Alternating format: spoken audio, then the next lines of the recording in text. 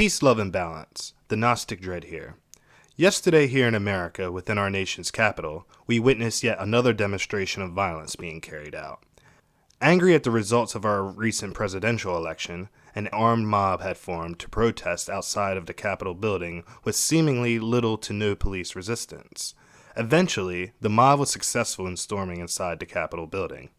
Once inside, the quote-unquote protesters proceeded to demonstrate by entering both Nancy Pelosi's office and the Senate floor and posing for selfies and social media photos with their firearms. Beyond that, I'm not really sure what else, if anything, was accomplished, but unfortunately, 4 people were killed with one of them confirmed to have been shot. At the time of this recording, I don't have any more information about the other 3. Now this might sound like a familiar scenario, and it should, as the angry mob has formed multiple times in the past few months. This past summer, on June 8, 2020, after the murder of George Floyd, the angry mob had gathered in cities all across the country, with a major branch of it being formed in Seattle, Washington to protest. Within that city, the quote-unquote protesters were able to occupy blocks of the Capitol Hill neighborhood for over a month after the Seattle police had abandoned their precinct, leaving the mob with little to no resistance. Within that time, multiple people were shot and killed by armed members of the mob before Seattle police a month later were able to somewhat regain control over the area.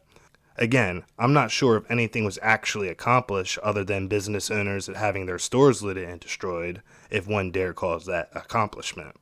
Now you might have noticed and even be annoyed at the fact that I'm referring to the groups in both scenarios as the mob, as if they are all one and the same people, when you might think to yourself that they are actually 2 totally different groups.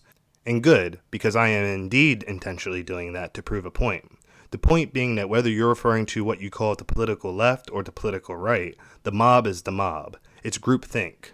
Now this video isn't to decide whether who or what is right or wrong. It's simply to point out the aggravating hypocrisy that is shown by everyone in participation, and why groupthink is such a flawed and dangerous thing to find yourself participating in.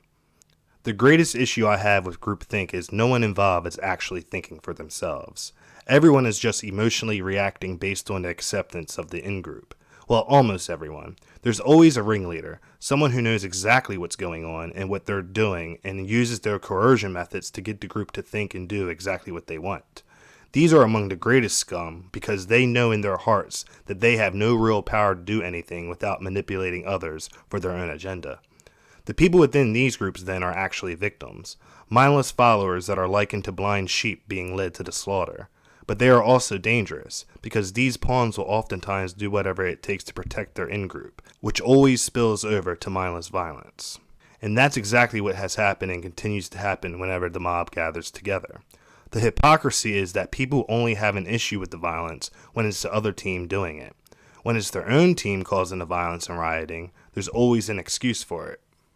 You have people who supported the mob gathering in Seattle, including the incompetent mayor of the city herself, who ignorantly described the occupation riots as a block party, when the actual business owners and people living there reported that it was masked individuals and young white men wielding guns and harassing customers who wanted nothing to do with their nonsense. But people still supported this.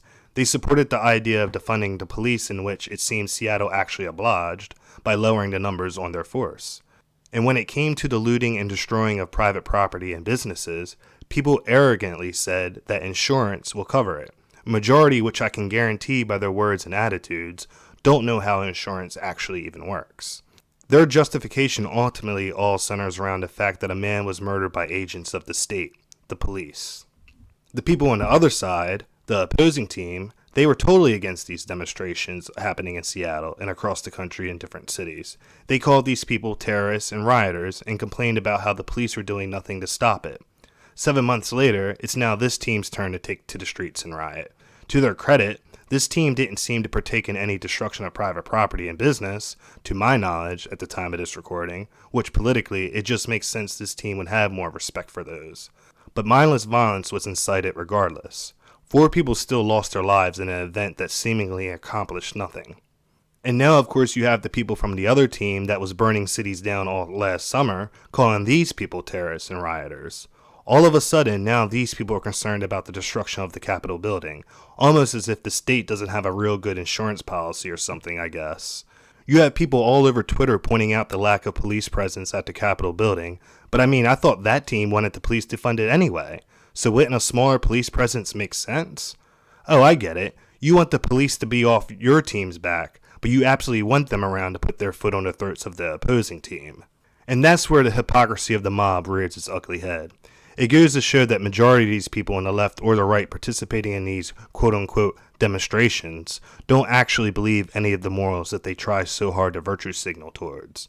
A lot of these people are only doing it for clout, which is clear by the amount of selfies and epic poses that are taken at these events. Could you imagine Rosa Parks sitting in the front of the bus with a Polaroid taking a picture of herself and saying, "Yeah, I'm really showing the man now"? Others suffer from the human flaw of feeling the need to be a part of something, so they just attach themselves to whatever movement is trendy at the moment, usually to the detriment of their own individuality. There is very little people, if any at all, on both sides of the mob that are genuinely concerned with liberty and justice for all. Those who truly desire those things generally aren't the ones picking a side. Those who pick a side usually only want their side to win, even if it means doing exactly what they were criticizing the other team of doing. It's outright hypocrisy, and it's ugly and disgusting. You can't support your team rioting, disturbing the peace, and causing lives to be lost mindlessly, and then turn around and be angry when your political opponent takes a day to do the same thing. The excuses they try to make, which end up actually being straw man arguments at the end of the day, do not justify the violence that always ends up destroying the lives of people that wanted nothing to do with either side.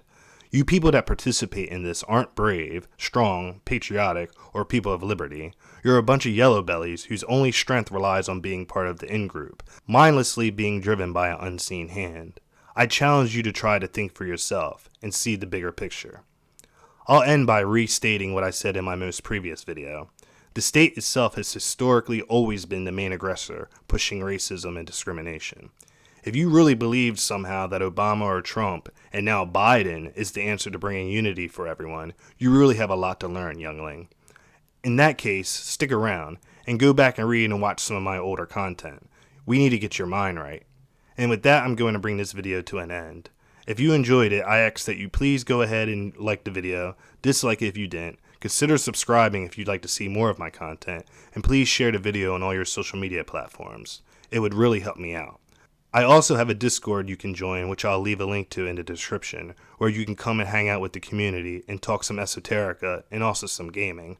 Until the next time, peace, love, and balance.